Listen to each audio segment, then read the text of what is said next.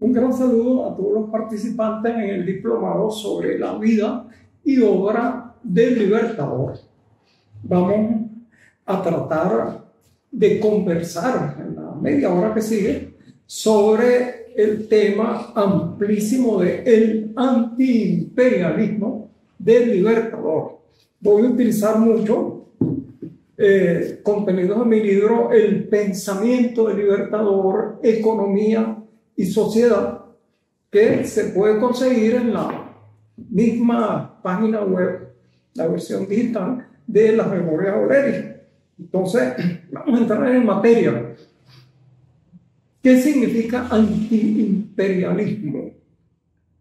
Desde la antigüedad, muchos países, valiéndose sobre todo de la fuerza militar, lograron imponerse a otros países o naciones o pueblos que no tenían una operatividad estratégica tan pronunciada. Y entonces, bueno, hubo muchísimos imperios en el curso de la historia: el imperio asirio, el imperio romano, y para la época de la vida del Libertador, el imperio español. Es importante señalar algo.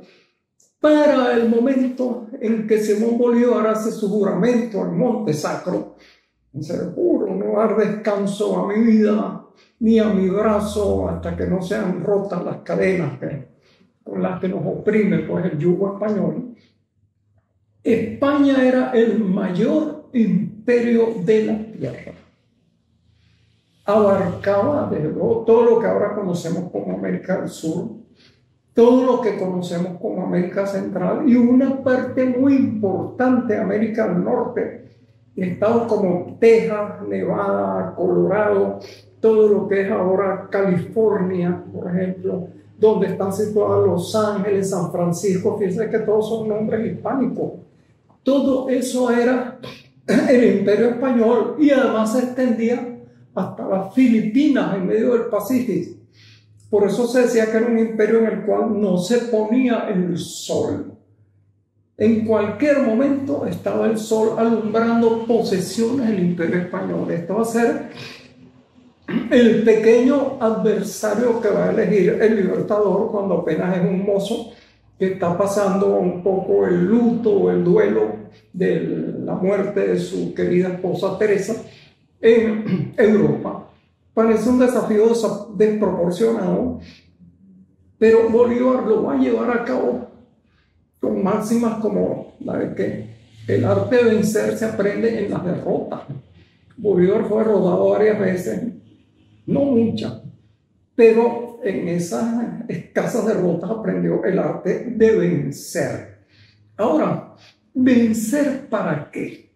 Es decir, hay que señalar un poco antes de entrar en materia que vendría después de la caída del Imperio Español y otro, un nuevo tipo de imperialismo, que es al que se refiere Lenin en su obra El imperialismo, fase superior del capitalismo, caracterizado por la exportación de capitales, masiva de capitales, para establecerse en los países dominados, sobre los cuales terminan ejerciendo un poder económico, social, político y estratégico. A veces lo complementan con bases militares. El imperio español era todavía un imperio a la antigua, basado fundamentalmente en la ocupación militar y en el poder ideológico de la religión. Vean ustedes cómo en casi toda América Latina prepondera el cristianismo en su versión católica. Ese es el efecto el trabajo ideológico de la corona española a través de la Iglesia Católica. Bueno, ¿cuál es la primera idea de Simón Bolívar? La primera idea base: la independencia. Fíjense que después de ese juramento en Monte Sacro en 1810, cuando se crea la Sociedad Patriótica, Bolívar dice un discurso definitorio en el cual dice: vacilar es perderse, 300 años de calma no bastan. Pongamos sin temor la primera piedra de la independencia americana. Es decir, independencia es romper los vínculos con el imperio. romper la dependencia. La independencia es no depender más de otra potencia distinta de nuestras propias naciones. Entonces, ese es el primer elemento, independencia. Bueno, pero podríamos preguntarnos, y ahí viene quizás la cosa más interesante de la obra de Bolívar: ¿independencia para qué? Independencia, ¿qué significaba eso? Y entonces, en primer lugar, bueno, para instaurar la soberanía de nuestros países, de nuestros pueblos, de nuestras naciones, que antes habían sido dependencias del Imperio Español. ¿Qué significa eso de soberanía? Soberanía es el poder absoluto y perpetuo de un Estado de darse sus propias leyes, hacer ejecutar sus propias leyes con sus propios órganos y resolver las controversias que haya sobre la aplicación de esas leyes con sus propios tribunales. Esto es importante. ¿Qué había antes? Bueno, nuestras leyes no las dábamos nosotros, nos las daba la corona española. Las aplicaban gobernantes designados a dedo por la corona española, en cuyos grados superiores eran únicamente personas nacidas en la metrópoli, es decir, en España. No había gobernantes criollos, por así decirlo, en todo este continente. Y en tercer lugar, la soberanía implica resolver las controversias sobre la aplicación de las leyes con tribunales propios. Aquí había tribunales pequeños, pero la apelación de esa sentencia siempre había que hacerla en las Cortes de España. Y las Cortes de España podían anular las sentencias que se dieran aquí. Entonces no teníamos ninguno de los tres atributos de la soberanía. Fíjense cómo lo que busca Bolívar es que esos tres atributos nos pertenezcan de una manera absoluta y perpetua, es decir, irrevocable.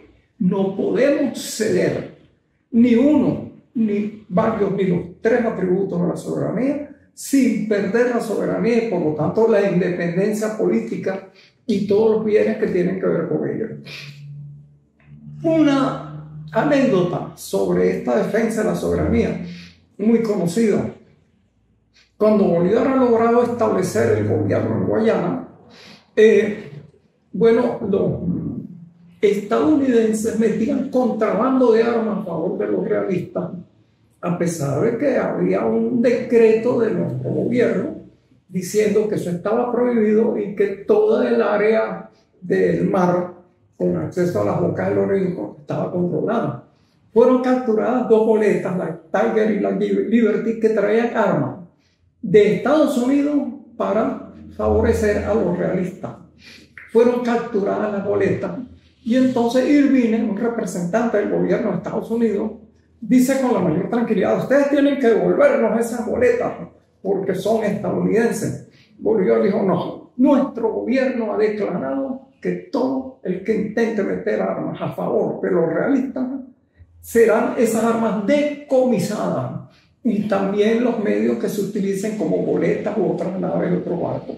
Una larga polémica entre Irvine y Bolívar.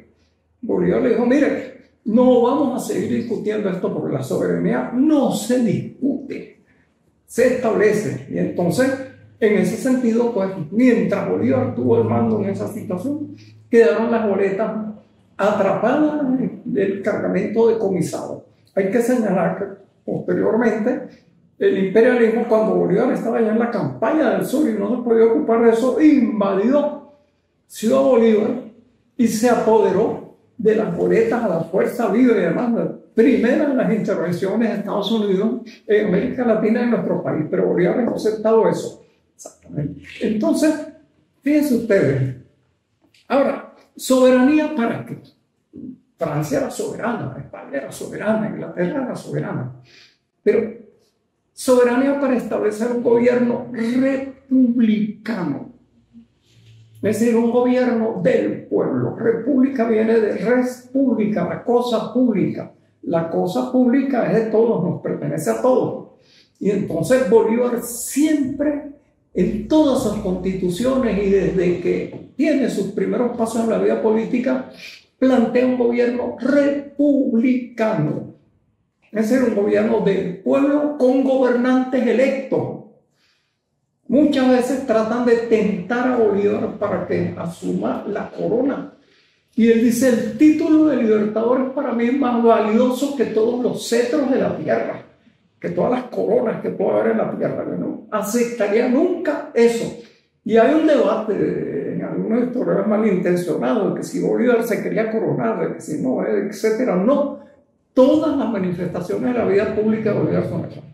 Yo no aceptaría la corona, yo no me rebajaría de ser libertador a lo opuesto que ser monarca. Entonces, es un gobierno republicano.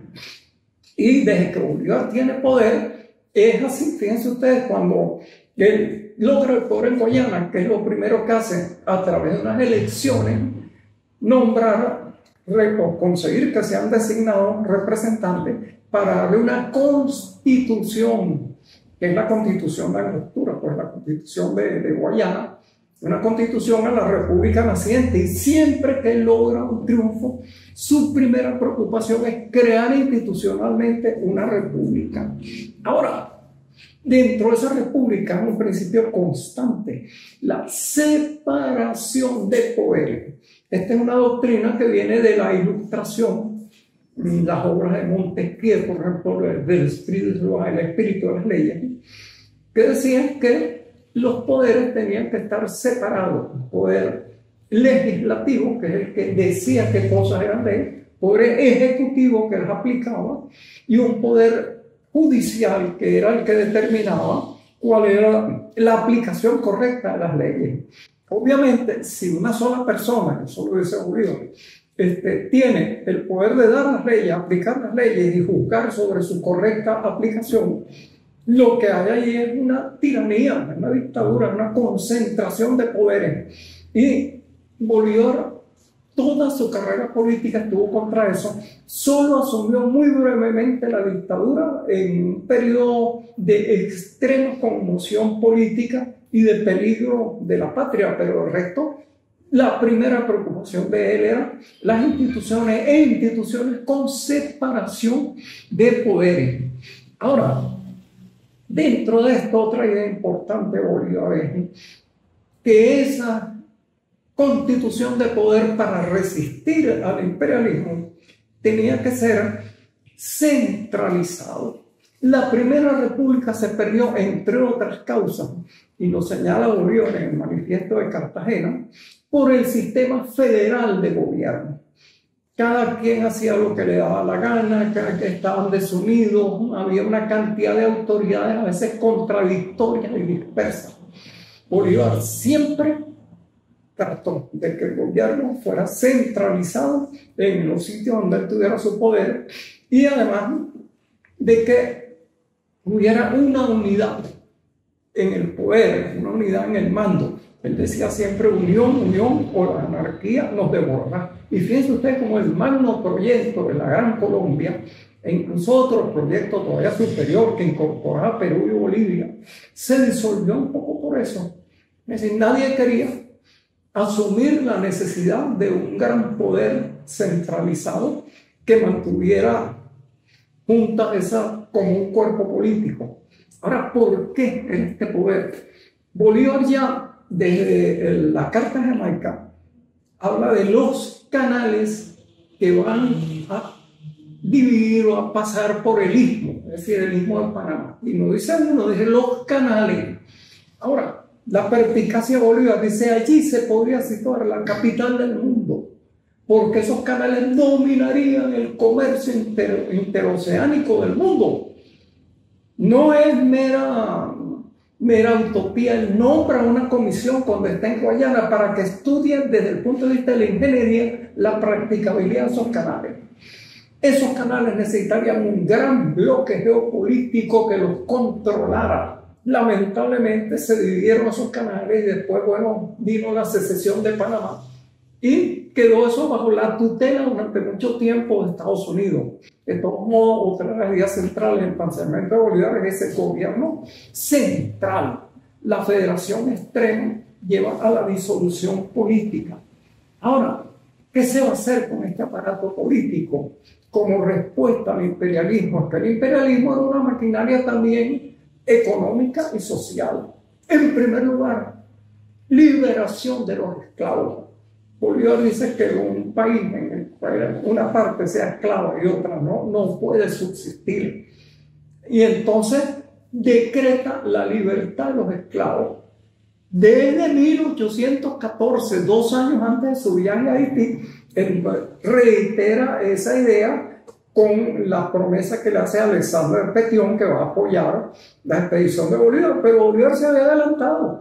Todos los esclavos que se unieran a las tropas independentistas estaban libres, empezando por los de su propia familia, que era una familia esclavista. Bolívar era, por cierto, uno de los hombres más ricos, o el más rico de Venezuela. No vaciló en sacrificarle toda su fortuna a la independencia.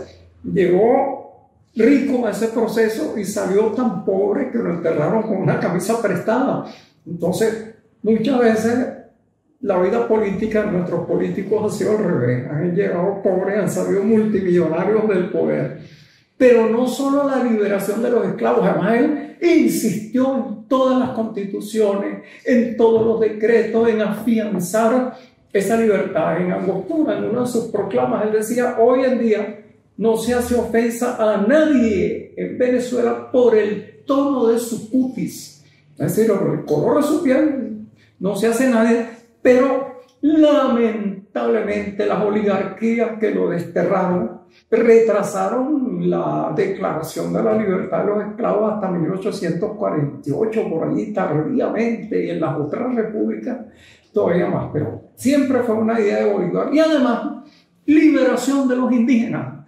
Los indígenas estaban bajo el régimen de las encomiendas y tenían que darle prestaciones en trabajo personal a los encomenderos y a la iglesia. Bolívar prohibió eso y además hizo una distribución de tierras entre los indígenas. Entonces ustedes, ya el indigenismo en esa época, mucha gente ni se pasea por eso, cree que Bolívar era nada más un individuo de las batallas. No, él ganaba batallas, también batallas civiles. Y entonces, dentro de este gran esfuerzo de liberación, y además hizo la mayor confiscación que ha habido de bienes en toda la historia de Venezuela y de esta república, para que esos bienes fueran repartidos entre las tropas de la independencia en pago a sus servicios.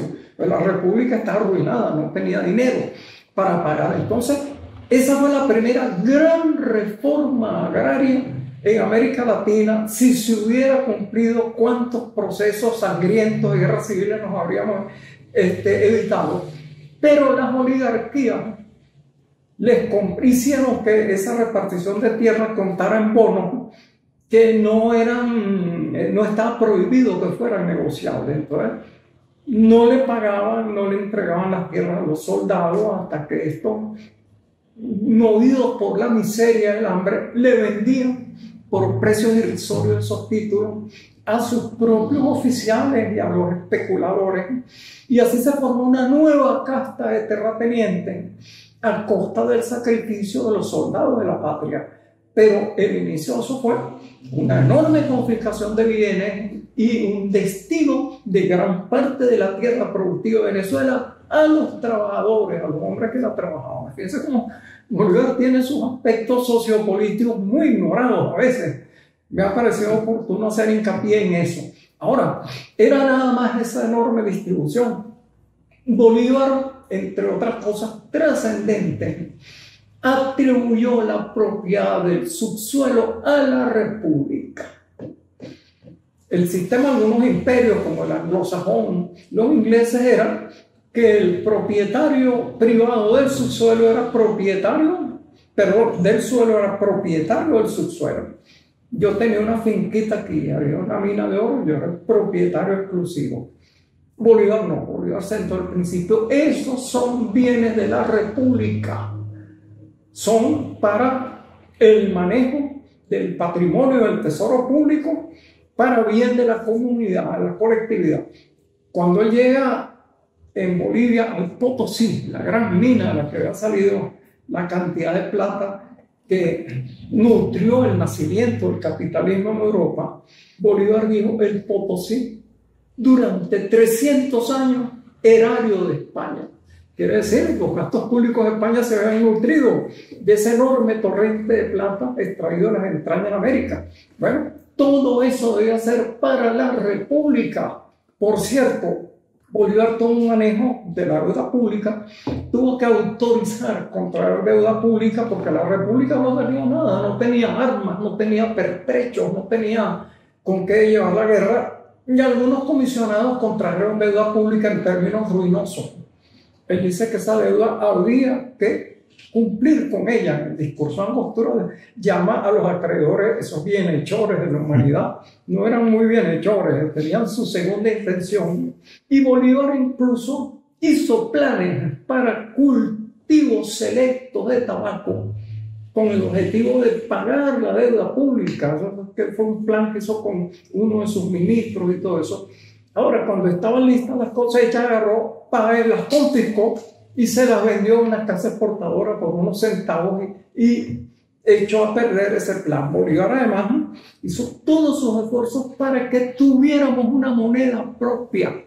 En Venezuela, primero, bueno, había las monedas de la corona española, pero después empezaron a circular monedas estadounidenses, monedas inglesas. Además, Bolívar hizo imprimir o acuñar, una moneda que llamaban la India, porque tenía una bella indígena con un penacho de plumas en el sello. Hizo todo lo posible por centralizar la hacienda, imponer una moneda nacional y someter a control los hechos de la hacienda pública. De allí su célebre decreto en el que decía que todo aquel que defraudara en más de 8 pesos a la República debía ser pasado por las armas.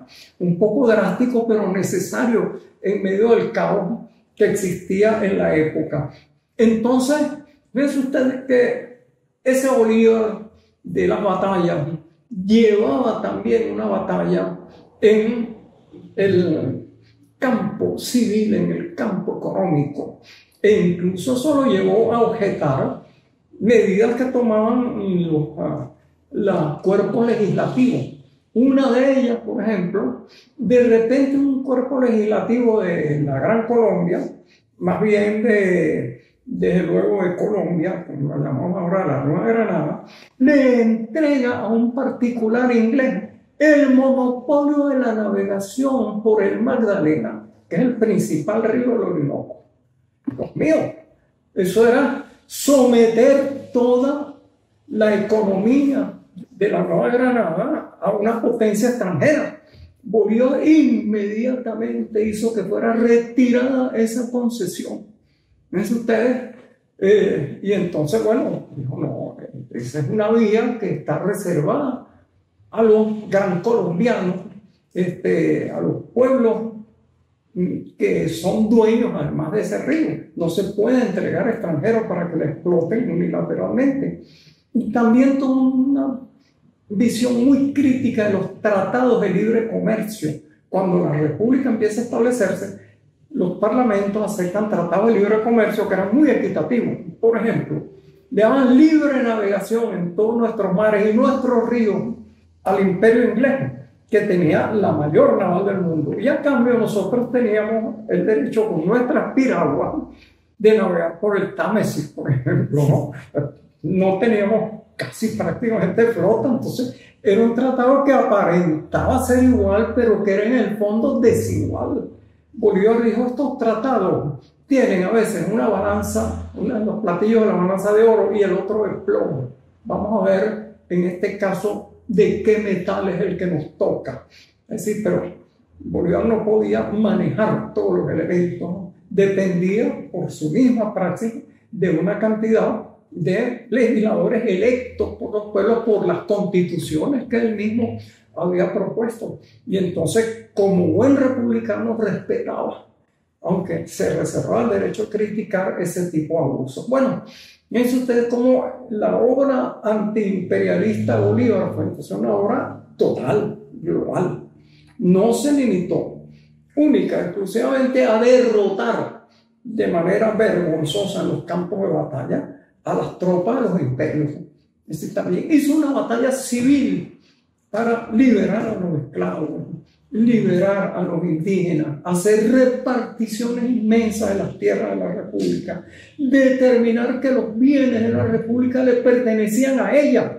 Por ejemplo, la riqueza del subsuelo, que hubiera sido de Venezuela y su petróleo si el Libertador no se lo asigna a la República. Dice no, que los dueños privados de los sitios donde hubiera petróleo eran los dueños de eso y que podían disponer de ellos. Entonces fue una larga, compleja, ardua y trabajosa tarea del Libertador, no solo de vencer al imperio en el campo de la batalla, sino dentro del campo todavía más complejo de la política civil interna. Y entonces su obra nos queda como ejemplo. Defender la independencia no es nada más decir abajo el imperio, no. Es defender nuestra soberanía, nuestra separación de poderes, el hecho de que no estemos sometidos al exterior, ni en el nombramiento de mandatarios, ni en la aprobación de leyes, ni en el juicio sobre la aplicación de leyes por cortes extranjeras, y que dispongamos no solo de la libertad de nuestros pobladores, sino además del dominio indiscutido, único y absoluto de todas las riquezas que tienen nuestras patrias.